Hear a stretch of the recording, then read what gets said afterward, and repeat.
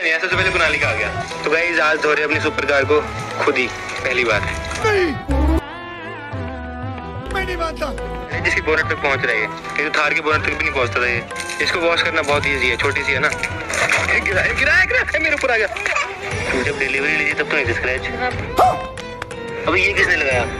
यहाँ पर स्क्रैच लग गया। ये पहले नहीं था भाई, ये मैं तो अभी देख रहा हूँ। गाइस गाड़ी हमने धो तो दी है, लेकिन अभी मैंने नोटिस किया यहाँ पे छोटे छोटे स्क्रैच है इस पे, जो कि लग गए पता नहीं हाथ लगने से, क्योंकि कलर ब्लैक है ना। तो अब इसमें पीपीएफ कराना पड़ेगा भाई।